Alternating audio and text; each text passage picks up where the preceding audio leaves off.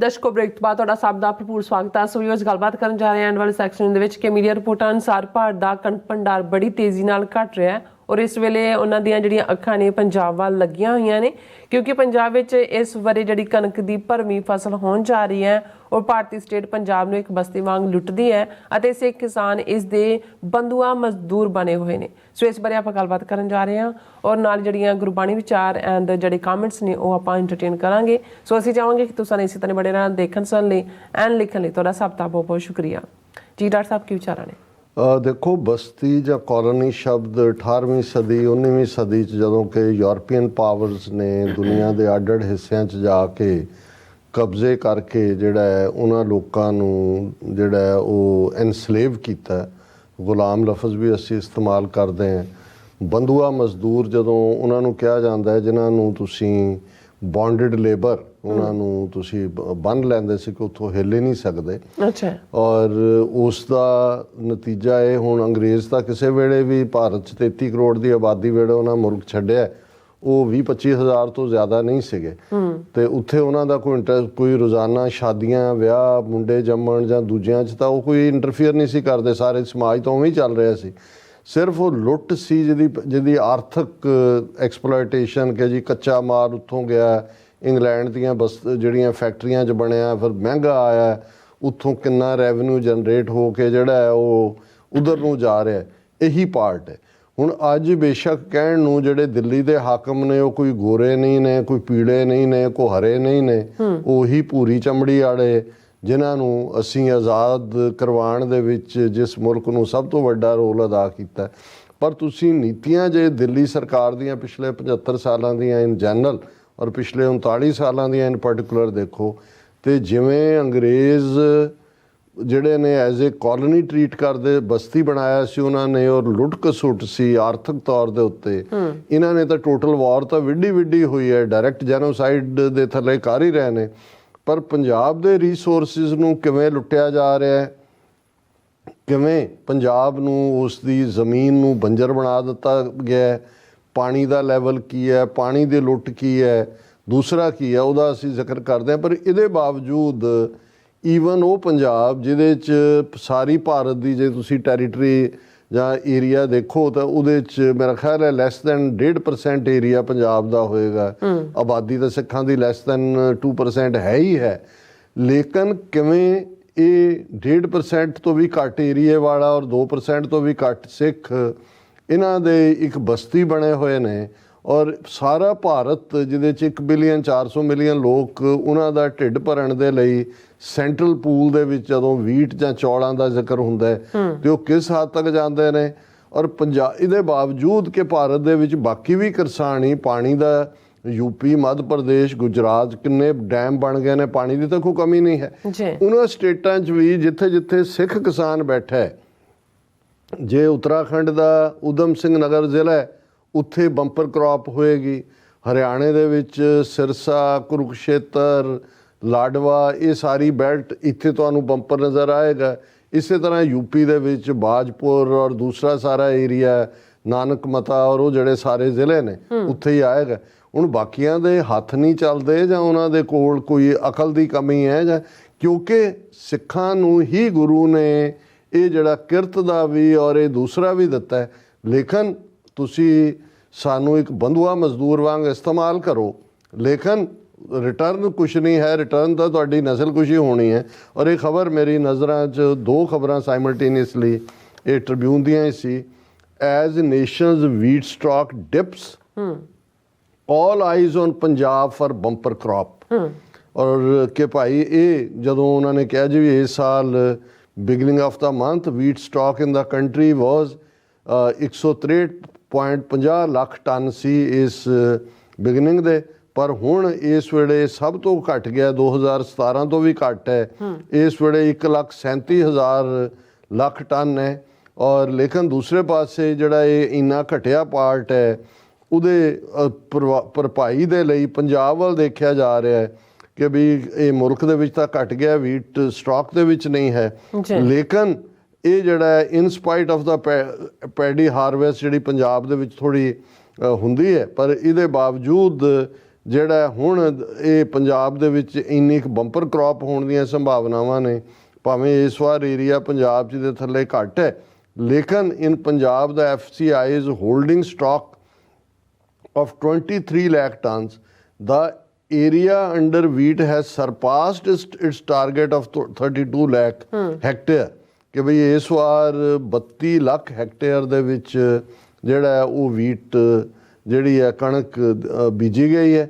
ਔਰ ਇਹ ਜਿਹੜਾ ਇਹ ਸਾਰੇ ਦਾ ਇਹ ਹੈ ਕਿ ਵੀ ਇਸ ਵਾਰ ਪੰਜਾਬ 'ਚ ਕਾਫੀ ਬੰਪਰ ਕ੍ਰੌਪ ਹੋਣ ਦੀਆਂ ਸੰਭਾਵਨਾਵਾਂ ਨੇ ਔਰ ਸੈਂਟਰ ਦੀਆਂ ਨਜ਼ਰਾਂ ਜਿਹੜੀਆਂ ਉਹ ਪੰਜਾਬ 'ਤੇ ਟਿਕੀਆਂ ਹੋਈਆਂ ਨੇ। ਔਰ ਅਸੀਂ ਇਹ ਸਮਝਦੇ ਹਾਂ ਕਿ ਭਾਈ ਇਹ though we will be able to exactly assess the wheat production by the end of this month, several international food agencies ਔਰ ਉਹ ਵੀ ਮੋਨੀਟਰ ਕਰ ਰਹੀਆਂ ਨੇ ਵੀਟ ਪ੍ਰੋਡਕਸ਼ਨ। ਔਰ ਇਹ ਸਾਰੇ ਦੇ ਚੱਲਦੇ ਆ ਪੰਜਾਬ ਹੀ ਹੋਪ ਹੈ ਕਿ ਉਹ ਉਹਨਾਂ ਦਾ ਡੈਪਲੀਟਡ ਜਿਹੜਾ ਸਟਾਕ ਹੈ ਉਹਨੂੰ ਪੂਰਾ ਕਰ ਸਕਦਾ ਹੈ। ਤੇ ਨਾਲ ਦੀ ਨਾਲ ਖਬਰ ਹੈ 1088 farmers died by suicide in Maharashtra's Marathwada in 2023 report. The figure has gone up by 65 as compared to that of 2022.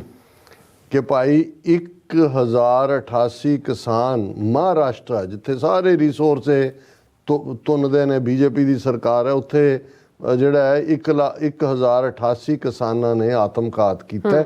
ਔਰ ਇਹ 2023-2022 ਦੇ ਵਿੱਚ ਜਿਨ੍ਹਾਂ ਨੇ ਕੀਤਾ ਸੀ ਉਹ 65 ਇਹਦੇ ਚੋਂ ਕੱਢ ਲਓ, ਯਾਨੀ 1000 ਤੋਂ ਜ਼ਿਆਦਾ ਕਿਸਾਨਾਂ ਨੇ ਉਸ 'ਚ ਵੀ ਕੀਤਾ ਸੀ। ਹੁਣ ਇਹ ਫਿਰ ਅੱਗੇ ਜ਼ਿਲ੍ਹਾ ਵਾਈਜ਼ ਬ੍ਰੇਕਡਾਊਨ ਹੈ। ਹੁਣ ਅਸੀਂ ਸਮਝਦੇ ਹਾਂ ਵੀ ਉਹ ਕਿਸਾਨ ਪੰਜਾਬ ਦਾ ਆਤਮਘਾਤ ਕਰੇ ਜਾਂ ਮਰਾਠਵਾੜਾ ਦਾ ਕਰੇ ਜਾਂ ਕੇਰਲਾ ਦਾ ਕਰੇ ਜਾਂ ਜੇ ਤੁਸੀਂ ਗੁਜਰਾਤ ਦੀਆਂ ਫਿਗਰਸ ਕੱਢੋਗੇ ਤਾਂ ਬਹੁਤ ਵੱਡੀ ਗਿਣਤੀ 'ਚ ਹੈ।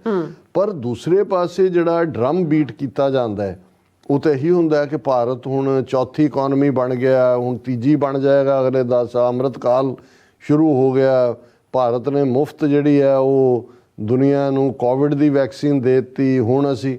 ਲੇਕਿਨ ਦੂਜੇ ਪਾਸੇ ਅਸੀਂ ਇਹ ਦੇਖਦੇ ਹਾਂ ਕਿ 80 ਕਰੋੜ ਲੋਕਾਂ ਨੂੰ ਮੁਫਤ ਅਨਾਜ ਯੋਜਨਾ ਦੇ ਥੱਲੇ 5 ਕਿਲੋ ਜਿਹੜਾ ਅਨਾਜ ਹੈ ਉਹ ਮੁਫਤ ਮਿਲੇਗਾ। ਇਕੋਨਮੀ ਕਿੱਥੋਂ ਬਣ ਗਈ ਜੇ 80 ਕਰੋੜ ਲੋਕਾਂ ਨੂੰ ਤੁਹਾਡੇ 5 ਕਿਲੋ ਦੇ ਨਾਲ ਉਹਨਾਂ ਦੇ ਤਵਿਆਂ ਤੇ ਰੋਟੀ ਪੱਕਦੀ ਹੈ। ਹਜ਼ਾਰਾਂ ਕਿਸਾਨ ਜਿਹੜੇ ਨੇ ਆਤਮਘਾਤ ਕਰ ਰਹੇ ਨੇ।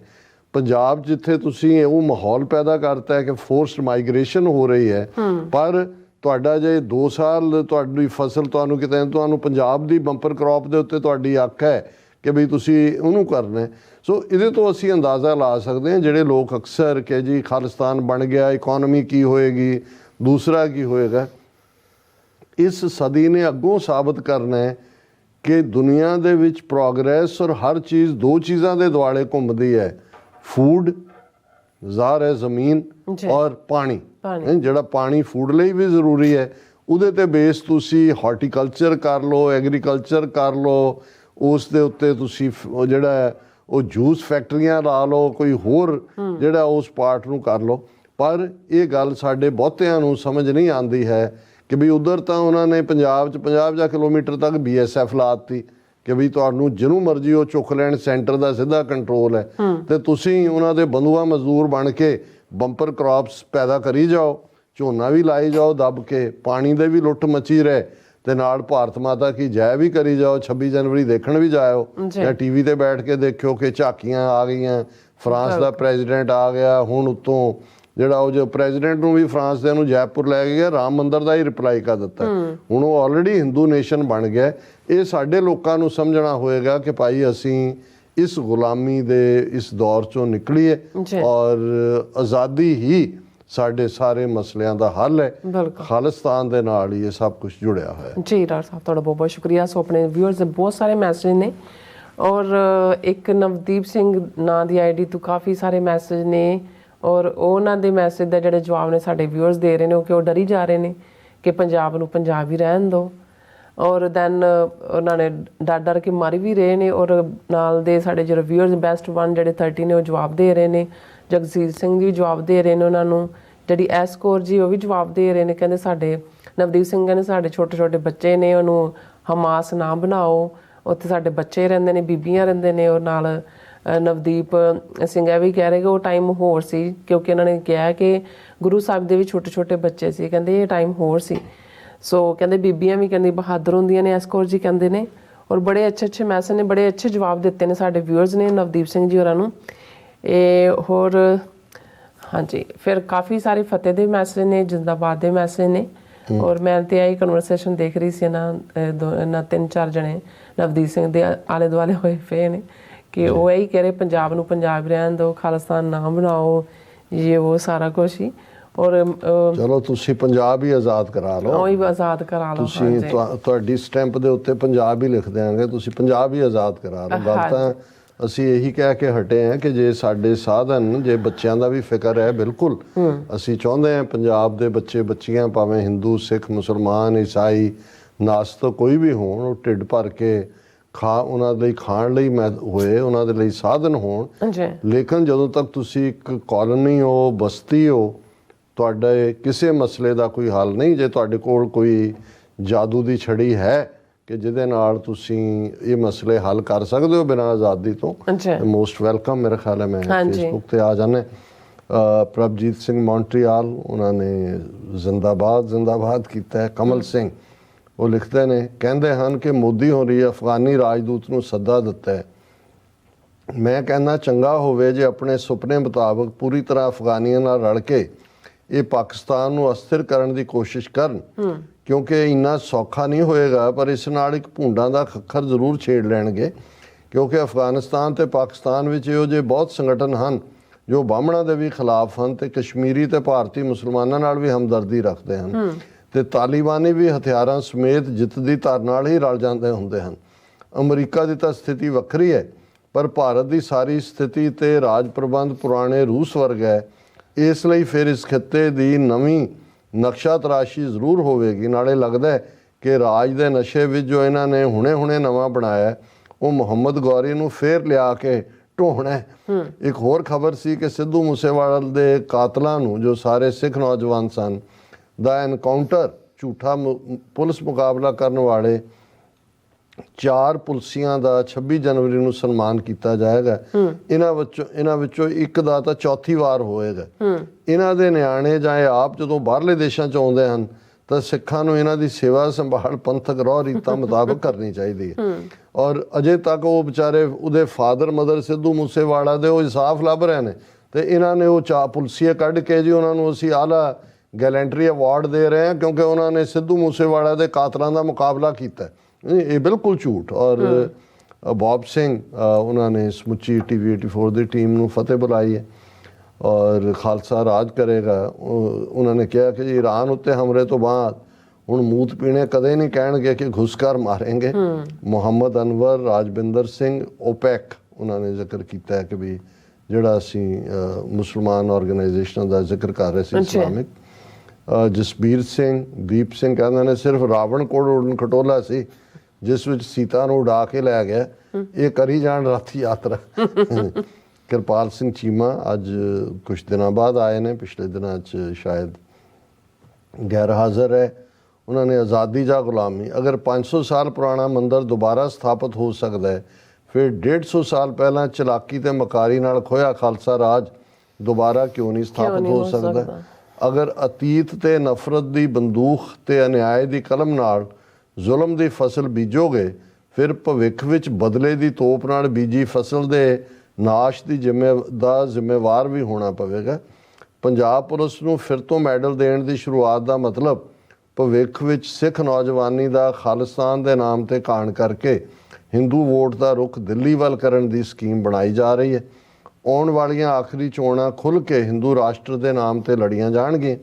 ਆਖਿਰ ਵਿੱਚ ਅਗਰ ਭਾਰਤ ਰਾਸ਼ਟਰ ਬਣ ਜਾਂਦਾ ਹੈ ਤਾਂ ਫਿਰ ਪੰਜਾਬ ਪੰਥ ਕਿਉਂ ਨਹੀਂ ਬਣ ਸਕਦਾ। ਸੋਚੋ, ਵਿਚਾਰੋ ਤੇ ਜਾਗੋ ਭਾਈ, ਆਜ਼ਾਦੀ ਜਾਂ ਗੁਲਾਮੀ।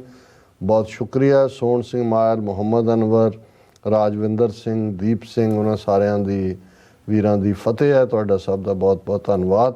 ਔਰ ਰਾਜਵਿੰਦਰ ਸਿੰਘ ਹੋਰਾਂ ਦਾ ਫਾਈਨਲ ਮੈਸੇਜ ਹੈ, these shameless Indian terrorists also mentioned their intentions about Darbar Sahib on the day of Ram temple ceremony and one of our brothers responded very nicely। ਉਹ ਤਾਂ ਕਹਿੰਦੇ ਹੀ ਨੇ ਜੀ ਇਹ ਹਰੀ ਮੰਦਰ, ਹਰੀ ਅਵਤਾਰ ਵਿਸ਼ਨੂੰ ਦਾ, ਵਿਸ਼ਨੂੰ ਦੇ ਅਵਤਾਰ ਕ੍ਰਿਸ਼ਨ, ਔਰ ਇਹ ਜਿਹੜਾ ਹੈ ਇਹ ਸਾਡਾ, ਇਹਦਾ ਨਾਂ ਵੀ ਹੁਣ ਸਵਰਨ ਮੰਦਰ। ਤੁਸੀਂ ਕਦੇ ਵੀ ਦੇਖੋਗੇ ਦਰਬਾਰ ਸਾਹਿਬ ਲਫ਼ਜ਼ ਵੀ ਨਹੀਂ ਇਸਤੇਮਾਲ ਕਰਦੇ ਜੀ ਔਰ ਅੰਗਰੇਜ਼ੀ ਚ ਵੀ, ਕਿਉਂਕਿ ਅੰਗਰੇਜ਼ਾਂ ਨੇ ਤਾਂ ਦੇਖਿਆ ਹੀ ਗੋਲਡ ਸੀ ਤੇ ਗੋਲਡਨ ਟੈਂਪਲ ਉਹਨਾਂ ਨੇ ਕਹਿ ਦਿੱਤਾ ਬਿਲਕੁਲ। ਲੇਕਿਨ ਇਹਨਾਂ ਨੇ ਪਰਟੀਕੁਲਰਲੀ ਜਦੋਂ ਉਹ ਇੱਕ ਕਹਾਣੀ ਨਾਲ ਜੋੜ ਦਿੰਦੇ ਨੇ ਕਿ ਜੀ ਉਹ ਜਿਹੜਾ ਅੰਮ੍ਰਿਤ ਨਿਕਲਿਆ ਸਾਗਰ ਮੰਥਨ ਤੋਂ ਬਾਅਦ ਉਹ ਖਿਚਾ ਦੇ ਵਿੱਚ ਕੁਝ ਬੂੰਦਾਂ ਇੱਥੇ ਵੀ ਡਿੱਗ ਪਈਆਂ। ਕੁਝ ਸਿੱਖਾਂ ਨੇ ਵੀ ਸ਼ੁਰੂ 'ਚ ਹਿਸਟਰੀ ਰਾਈਟਿੰਗ ਜੇ ਇਸ ਕਿਸਮ ਦੀਆਂ ਗੱਲਾਂ ਕੀਤੀਆਂ, ਉਹ ਕਹਿੰਦੇ ਇਹ ਤਾਂ ਵਿਸ਼ਨੂੰ ਮੰਦਿਰ ਹੈ। ਉਹਦੇ 'ਚ ਕੋਈ ਸ਼ੱਕ ਨਹੀਂ ਹੈ ਕਿ ਵੀ ਆਲਰੇਡੀ ਉਹਨਾਂ ਨੇ ਗੁਰਦੁਆਰਾ ਗਿਆਨ ਗੋਦੜੀ ਹਰਿਦੁਆਰ, ਡਾਂਗਮਾਰ ਸਿੱਕਮ, ਮੰਗੂ ਮੱਠ ਉੜੀਸਾ ਔਰ ਮਟਨ ਸਾਹਿਬ ਕਸ਼ਮੀਰ, ਇਹ 4 ਹਿਸਟੋਰੀਕਲ ਗੁਰਦੁਆਰੇ ਔਰ ਆਲਮੋਸਟ ਚਾਰੋਂ ਹੀ ਗੁਰੂ ਨਾਨਕ ਸਾਹਿਬ ਨਾਲ ਸੰਬੰਧਿਤ ਨੇ ਔਰ ਉਹਨਾਂ ਤੇ ਇਹਨਾਂ ਨੇ ਕਬਜ਼ੇ ਕੀਤੇ ਨੇ। ਔਰ ਇਹ ਬਿਲਕੁਲ ਠੀਕ ਜਿਹੜਾ ਨੇ ਇਹ ਕਿਹਾ ਕਿ ਵੀ ਇਹ ਪਹਿਲਾਂ ਛਡਾ ਲਓ, ਫਿਰ ਜਾ ਕੇ ਰਾਮ ਮੰਦਿਰ ਦਾ ਜ਼ਰੂਰ ਜਿਹੜਾ ਉਹਨਾਂ ਦਾ ਥੈਂਕ ਯੂ ਕਰਿਓ ਕਿ ਜੀ ਪ੍ਰਾਣ ਪ੍ਰਤਿਸ਼ਠਾ ਲੱਲਾ ਜੀ ਬੋਲਣ ਲੱਗ ਗਏ ਨੇ, ਪਹਿਲਾਂ ਆਪਣੇ ਇਹ ਛਡਾਓ। ਔਰ ਅਸੀਂ ਅਖੀਰ ਦੇ ਵਿੱਚ ਭਾਵੇਂ ਵਕਤ ਤੋਂ ਅਸੀਂ ਕਾਫੀ ਅੱਗੇ ਚਲੇ ਗਏ, ਪਰ ਅੱਜ ਦਾ ਵਿਚਾਰ ਮੈਂ ਬਰੀਫ 'ਚ ਹੀ ਵਿਚਾਰਾਂਗਾ। ਸ਼ਲੋਕ ਮਹੱਲਾ ਤੀਜਾ। ਹਾਂਜੀ। ਪੰਡਤ ਪੜ ਪੜ ਉੱਚਾ ਕੂਕਦਾ, ਮਾਇਆ ਮੋਹਿ ਪਿਆਰ, ਅੰਤਰ ਬ੍ਰਹਮ ਨ ਚੀਨਈ, ਮਨ ਮੂਰਖ ਗਾਵਾਰ, ਦੂਜੈ ਪਾਏ ਜਗਤ ਪ੍ਰਬੋਧਦਾ, ਨਾ ਬੂਝੈ ਵਿਚਾਰ, ਬਿਰਥਾ ਜਨਮ ਗਵਾਇਆ, ਮਰ ਜੰਮੈ ਵਾਰੋ ਵਾਰ। ਕਿ ਪੰਡਤ ਬੜਾ ਉੱਚਾ ਉੱਚਾ ਕੂਕਦਾ ਹੈ। ਜਿਨ੍ਹਾਂ ਨੇ ਹੁਣ ਰਾਮ ਰੌਲਾ ਦੇਖਿਆ ਉਹ ਬੜੀ ਚੰਗੀ ਤਰ੍ਹਾਂ ਸਮਝਦੇ ਨੇ ਵੀ ਗੁਰੂ ਨਾਨਕ ਸਾਹਿਬ ਨੇ ਜਦੋਂ 5 ਸਦੀਆਂ ਪਹਿਲਾਂ ਇਹ ਕਿਹਾ, ਉਦੋਂ ਵੀ ਇਹੀ ਕੁਛ ਕਰਦੇ ਸੀ। ਉਹਨਾਂ ਕਿਹਾ ਇਹ ਬੜਾ ਉੱਚੀ ਉੱਚੀ ਪੰਡਤ ਪੜ ਪੜ ਉੱਚਾ ਕੂਕਦਾ, ਮਾਇਆ ਮੋਹ ਪਿਆਰ, ਫਸਿਆ ਮਾਇਆ ਦੇ ਵਿੱਚ ਹੀ ਹੋਇਆ, ਉਸੇ ਮਾਇਆ ਦੇ ਵਿੱਚ ਗਰਸਿਆ ਹੋਇਆ, ਮੋਹ ਦੇ ਵਿੱਚ। ਅੰਤਰ ਬ੍ਰਹਮ ਨਾ ਚੀਨਈ, ਮਨ ਮੂਰਖ ਗਾਵਾਰ, ਅੰਦਰ ਇਹਦੇ ਕੋਈ ਰੱਬ ਨਹੀਂ ਹੈ, ਇਹ ਮਹਾਮੂਰਖ ਹੈ, ਗਵਾਰ ਹੈ, ਕਿਉਂਕਿ ਰੱਬ ਦੇ ਗਿਆਨ ਤੋਂ ਸਖਣਾ ਹੈ। ਦੂਜੇ ਪਾਏ ਜਗਤ ਪ੍ਰਬੋਧ ਦਾ, ਨਾ ਬੂਝੈ ਵਿਚਾਰ, ਕਿ ਵੀ ਇਹ ਆਪ ਫਸਿਆ ਹੋਇਆ ਮਾਇਆ 'ਚ, ਦੂਜਿਆਂ ਨੂੰ ਗਿਆਨ ਦਿੰਦਾ ਕਿ ਭਾਈ ਇਹ ਉਹਨਾਂ ਨੂੰ ਦਾ ਬ੍ਰਹਮ ਗਿਆਨ ਸਵਰਗ 'ਚ ਉਹਨਾਂ ਦੀਆਂ ਜਿਹੜੀਆਂ ਨੇ ਉਹ ਕਰ ਰਿਹਾ। ਜਿਵੇਂ ਇੱਕ ਨੇ ਕਿਹਾ ਕਿ ਜੀ ਉਹ ਇੱਕ ਪੰਡਤ ਉਹਨੂੰ ਕਹਿੰਦਾ ਕਿਸੇ ਨੂੰ ਕਿ ਜੀ ਮੈਨੂੰ ਦਕਸ਼ਣਾ ਦੇ, ਤੈਨੂੰ ਸਵਰਗ ਮਿਲੇਗਾ। ਉਹ ਕਹਿੰਦਾ ਕਿ ਜੀ ਮੈਂ ਤੈਨੂੰ ਦਿੱਲੀ ਦਕਸ਼ਣਾ 'ਚ ਦਿੱਤੀ। ਤੇ ਪੰਡਤ ਕਹਿੰਦਾ ਹੈ ਕਿ ਤੇਰੇ ਕੋਲ ਕਿੱਥੇ ਦਿੱਲੀ ਦਾ ਕੰਟਰੋਲ ਹੈ? ਕਹਿੰਦਾ ਤੇਰੇ ਕੋਲ ਸਵਰਗ ਦਾ ਹੈਗਾ ਜਿਹੜਾ ਤੂੰ ਮੈਨੂੰ ਦੇ ਰਿਹਾ। ਹੁਣ ਸੋ ਇਹੀ ਗੱਲਾਂ 'ਚ ਜਿਹੜਾ ਇਹਨਾਂ ਨੇ ਇਸ ਕਿਸਮ ਦਾ ਇਹ ਸਵਰਗ ਤੁਹਾਨੂੰ ਟਿਕਟਾਂ ਦੇ ਦਿੰਦੇ ਨੇ। ਉਹਨਾਂ ਕਿਹਾ ਦੂਜਾ ਭਾਏ ਜਗਤ ਪ੍ਰਬੋਧ ਦਾ, ਨਾ ਬੂਝੈ ਵਿਚਾਰ, ਲੋਕਾਂ ਨੂੰ ਫਸਾਉਣ ਦੀ ਲਾਈਨ ਹੈ, ਪਰ ਇਹਨਾਂ ਦੇ ਪੱਲੇ ਕੁਛ ਨਹੀਂ ਹੈ। ਬਿਰਥਾ ਜਨਮ ਗਵਾਇਆ, ਮਰ ਜੰਮੈ ਵਾਰੋ ਵਾਰ। ਇਹ ਪੰਡਤ ਜਿਹੜੇ ਨੇ ਗਏ ਥੋੜੀ ਨੇ, ਉਹ ਪਤਾ ਨਹੀਂ ਕਦੋਂ ਦੇ ਜੰਮ ਕੇ ਫਿਰ ਆ ਜਾਂਦੇ ਨੇ, ਕਿਉਂਕਿ ਇਹ ਉਸ ਦੇ ਵਿੱਚ ਹੀ ਫਸੇ ਹੋਏ ਨੇ। ਫਿਰ ਗੁਰੂ ਸਾਹਿਬ ਨੇ ਮਹੱਲਾ ਤੀਜਾ ਦੇ ਥੱਲੇ ਜਿਹੜਾ ਇਹ ਵੀ ਤੀਸਰੇ ਪਾਤਸ਼ਾਹ ਦਾ ਸ਼ਲੋਕ ਹੈ। ਜਿਨੀ ਸਤਿਗੁਰ ਸੇਵਿਆ ਤਿਨੀ ਨਾਉ ਪਾਇਆ, ਬੂਝੈ ਕਰ ਵਿਚਾਰ, ਸਦਾ ਸ਼ਾਂਤ ਮਨ ਸੁਖ ਵਸੈ, ਚੁੱਕੈ ਕੂਕ। ਇੱਕ ਪੰਡਤ ਨੇ, ਉਹਨਾਂ ਦੇ ਪਿੱਛੇ ਲੱਗੇ ਹੋਏ, ਬਿਲਕੁਲ ਗਵਾਚੇ ਹੋਏ ਔਰ ਅਕਲੋਂ ਅੰਨੇ, ਖਾਲੀ ਬਿਲਕੁਲ। ਇੱਕ ਉਹ ਨੇ ਜਿਨ੍ਹਾਂ ਨੇ ਸਤਿਗੁਰੂ ਨੂੰ ਸੇਵਿਆ, ਉਹਨਾਂ ਦੇ ਅੰਦਰ ਵਾਹਿਗੁਰੂ ਦਾ ਨਾਮ ਵਸਿਆ, ਉਹਨਾਂ ਨੇ ਜਿਹੜਾ ਉਹਨਾਂ ਦੇ ਅੰਦਰ ਹਮੇਸ਼ਾ ਸ਼ਾਂਤੀ ਹੁੰਦੀ ਹੈ, ਸਦਾ ਸ਼ਾਂਤ ਸੁਖ ਮਨ ਵਸੈ, ਚੂਕੈ ਕੂਕ ਪੁਕਾਰ। ਉਹਨਾਂ ਦੀਆਂ ਜਿਹੜਾ ਚੀਖ ਪੁਕਾਰ ਹੈ, ਸ਼ਿਕਾਇਤਾਂ ਜ਼ਿੰਦਗੀ ਤੋਂ ਇਹ ਵੀ ਨਹੀਂ, ਉਹ ਮੁੱਕ ਜਾਂਦੀਆਂ ਨੇ, ਉਹ ਸਹਿਜ ਦੇ ਵਿੱਚ ਜਿਉਂਦੇ ਨੇ। ਆਪੇ ਨੂੰ ਆਪ ਖਾਏ ਮਨ ਨਿਰਮਲ ਹੋਵੇ, ਗੁਰ ਸ਼ਬਦੀ ਵਿਚਾਰ। ਕਿ ਉਹਨਾਂ ਦੇ ਆਪਣੇ ਅੰਦਰ ਜਿਹੜੇ ਨੇ ਮਨ ਨੂੰ ਪਿਓਰ ਕਰ ਲਿਆ, ਆਪਣੇ ਗੁਰੂ ਦੇ ਸ਼ਬਦ 'ਤੇ ਵਿਚਾਰ ਕਰਕੇ ਉਹਨਾਂ ਨੇ ਆਪੇ ਨੂੰ, ਹਉਮੈ ਨੂੰ ਖਤਮ ਕਰ ਦਿੱਤਾ ਗੁਰੂ ਦੇ ਸ਼ਬਦ ਦੇ ਵਿਚਾਰ ਨਾਲ। ਨਾਨਕ ਸ਼ਬਦ ਰਤੇ ਸੇ ਮੁਕਤ ਹੈ, ਹਰ ਜੀਓ ਹੇਤ ਪਿਆਰ। ਕਿ ਤੀਸਰੇ ਪਾਤਸ਼ਾਹ ਫਰਮਾਉਂਦੇ ਨੇ ਕਿ ਭਾਈ ਇਹੋ ਜਿਹੀਆਂ ਰੂਹਾਂ ਜਿਹੜੀਆਂ ਸ਼ਬਦ ਦੇ ਵਿੱਚ ਰੰਗੀਆਂ ਹੋਈਆਂ ਨੇ, ਰੱਤੀਆਂ ਹੋਈਆਂ ਨੇ, ਉਹ ਮੁਕਤ ਨੇ ਔਰ ਉਹ ਆਪਣੇ ਪਿਆਰੇ ਨਿਰੰਕਾਰ ਨੂੰ ਇੰਤਹਾ ਪਿਆਰ ਕਰਦੀਆਂ ਨੇ। ਔਰ ਇਸੇ ਦੋਨੋਂ ਸ਼ਲੋਕਾਂ ਦਾ ਫਿਰ ਕੰਟੀਨਿਊਸ ਪਾਰਟ ਪੌੜੀ ਦੇ ਰੂਪ 'ਚ ਹੈ। ਹਰ ਕੀ ਸੇਵਾ ਸਫਲ ਹੈ, ਗੁਰਮੁਖ ਪਾਵੈ ਥਾਏ, ਜਿਸ ਹਰ ਭਾਵੈ ਤਿਸ ਗੁਰ ਮਿਲੈ, ਸੋ ਹਰ ਨਾਮ ਧਿਆਏ। ਗੁਰ ਸ਼ਬਦੀ ਹਰ ਪਾਈਐ, ਹਰ ਪਾਰ ਲੰਘਾਏ, ਮਨ ਹਟ ਕਿਨੈ ਨ ਪਾਇਓ, ਪੁੱਛੋ ਵੇਦਾਂ ਜਾਏ। ਨਾਨਕ ਹਰ ਕੀ ਸੇਵਾ ਸੋ ਕਰੇ, ਜਿਸ ਲੈ ਹਰ ਲਾਏ। ਕਿ ਜਿਹੜੇ ਸਤਿਗੁਰੂ ਦੀ ਰਹਿਮਤ ਦੇ ਨਾਲ ਗੁਰਮੁਖ ਬਣ ਜਾਂਦੇ ਨੇ, ਉਹਨਾਂ ਨੂੰ ਇਸ ਗੱਲ ਦੀ ਸਮਝ ਆਉਂਦੀ ਹੈ ਕਿ ਭਾਈ ਇਹ ਵਾਹਿਗੁਰੂ ਦੀ ਸੇਵਾ ਦੇ ਵਿੱਚ ਆਪਣਾ ਜੀਵਨ ਗੁਜ਼ਾਰਨਾ ਇਹ ਫਰੂਟਫੁਲ ਹੈ, ਇਹ ਸਫਲ ਹੈ, ਇਹ ਵਿਫਲ ਨਹੀਂ ਜਾਂਦਾ। ਔਰ ਇਹਦੇ ਨਾਲ ਹੀ ਗੁਰਮੁਖ ਨੂੰ ਨਿਰੰਕਾਰ ਦੀ ਦਰਗਾਹ ਦੇ ਵਿੱਚ ਜਿਹੜਾ ਹੈ ਉਹ ਰੁਤਬਾ ਮਿਲਦਾ ਹੈ। ਗੁਰਮੁਖ ਪਾਵੈ ਥਾਂ, ਜਿਸ ਹਰ ਭਾਵੈ ਤਿਸ ਗੁਰ ਮਿਲੈ, ਸੋ ਹਰ ਨਾਮ ਤੇ ਆਏ। ਪਰ ਇਵੇਂ ਗੁਰਮੁਖ ਬਣ ਸਕਣਾ, ਨਿਰੰਕਾਰ ਦੀ ਬੰਦਗੀ ਦੇ ਵਿੱਚ ਲੱਗ ਸਕਣਾ ਵੀ ਅਕਾਲ ਪੁਰਖ ਦੀ ਬਖਸ਼ਿਸ਼ ਦੇ ਨਾਲ ਹੀ ਸੰਭਵ ਹੁੰਦਾ ਹੈ। ਉਹਦੇ ਕਰਮ ਦੇ ਨਾਲ, ਉਹਦੇ ਰਹਿਮਤ ਦੇ ਨਾਲ, ਉਹਦੀ ਬਖਸ਼ਿਸ਼ ਦੇ ਨਾਲ। ਗੁਰ ਸ਼ਬਦੀ ਹਰ ਪਾਈ ਹੈ, ਹਰ ਪਾਰ ਲੰਘਾਏ। ਔਰ ਅਕਾਲ ਪੁਰਖ ਦੀ ਜਦੋਂ ਰਹਿਮਤ ਹੁੰਦੀ ਹੈ, ਗੁਰੂ ਦਾ ਸ਼ਬਦ ਤੁਰ ਅੰਦਰ ਵਸਦਾ ਹੈ, ਵਾਹਿਗੁਰੂ ਨੂੰ ਮਿਲ ਕੇ ਫਿਰ ਇਸ ਮਾਇਆ ਦੇ ਭਵ ਸਾਗਰ ਤੋਂ ਮਨੁੱਖ ਪਾਰ ਹੁੰਦਾ ਹੈ। ਔਰ ਇਹਦੇ 'ਚ ਜਿਹੜਾ ਹੱਠ ਕਰਨਾ ਹੈ, ਕਿਉਂਕਿ ਆ ਜਿੰਨਾ ਯੋਗਾ ਯਾਗਾ ਇਹ ਸਭ ਹੱਠ ਧਰਮ ਹੈ। ਔਰ ਅਸ਼ਟਾਂਗ ਯੋਗਾ ਪਤੰਜਲੀ ਦਾ ਸਭ ਹੱਠ ਹੈ। ਗੁਰੂ ਸਾਹਿਬ ਨੇ ਸਹਿਜ ਦਾ ਰਸਤਾ ਦਿੱਤਾ। ਉਹਨਾਂ ਨੇ ਕਿਹਾ ਮਨ ਹੱਠ ਕਿਨੇ ਨਾ ਪਾਇਓ, ਪੁੱਛੋ ਵੇਦਾਂ ਜਾਏ। ਕਿ ਭਾਈ ਕਿਤੇ ਵੀ ਲਰਨਿੰਗ 'ਚੋਂ ਤੁਸੀਂ ਇਹ ਸਿੱਖ ਸਕਦੇ ਹੋ ਕਿ ਹੱਠ ਦੇ ਨਾਲ ਉਹ ਵਾਹਿਗੁਰੂ ਨਹੀਂ ਮਿਲਦਾ। ਨਾਨਕ ਹਰ ਕੀ ਸੇਵਾ ਸੋ ਕਰੇ, ਜਿਸ ਲੈ ਹਰ ਲਾਏ। ਕਿ ਉਹੀ ਵਾਹਿਗੁਰੂ ਦੀ ਸੇਵਾ ਦੇ ਵਿੱਚ ਲੱਗਦਾ ਹੈ ਜਿਸ ਨੂੰ ਸਤਿਗੁਰੂ ਨਿਰੰਕਾਰ ਖੁਦ ਰਹਿਮਤ ਕਰਕੇ ਜੋੜਦੇ ਨੇ। ਇਹ ਅੱਜ ਦਾ ਵਿਚਾਰ ਹੈ ਜੀ। ਡਾਕਟਰ ਸਾਹਿਬ ਤੁਹਾਡਾ ਬਹੁਤ ਬਹੁਤ ਸ਼ੁਕਰੀਆ। ਸੋ ਇਸ ਤਰ੍ਹਾਂ ਆਪਣੇ ਵਿਊਜ਼ ਕੋਲ ਨੇ ਇਜਾਜ਼ਤ। ਵਿਊਅਰਸ, ਸਾਡੇ ਪ੍ਰੋਗਰਾਮ ਦਾ ਸਮਾਂ ਇੱਥੇ ਮੁੱਕਦਾ। ਤੁਸੀਂ ਆਪਣਾ ਰਾਏ ਤੇ ਸੁਝਾਅ ਸਾਨੂੰ ਭੇਜਣਾ ਭੁੱਲਣਾ ਸਾਡੇ ਇਸ ਪਤੇ ਤੇ SOS@tvrefor.tv ਤੇ ਅਸੀਂ ਆਪਣਾ ਪ੍ਰੋਗਰਾਮ ਲੈ ਕੇ ਫਿਰ ਦੁਬਾਰਾ ਤੁਹਾਡੇ ਸਾਹਮਣੇ ਮੁੱਖ ਹੋਵਾਂਗੇ। ਤਦ ਤੱਕ ਲਈ ਮੈਨੂੰ ਤੇ ਆਪਣਾ ਸੁਣਾ ਗਿਆ ਦੋ ਦੇਖਦੇ ਰਹੋ TV ਰਿਫੋ। ਬੁਲਾ ਦਿਓ ਫਤਿਹ। ਵਾਹਿਗੁਰੂ ਜੀ ਕਾ ਖਾਲਸਾ, ਵਾਹਿਗੁਰੂ ਜੀ ਕੀ ਫਤਿਹ। ਰੱਬ ਰਾਖਾ।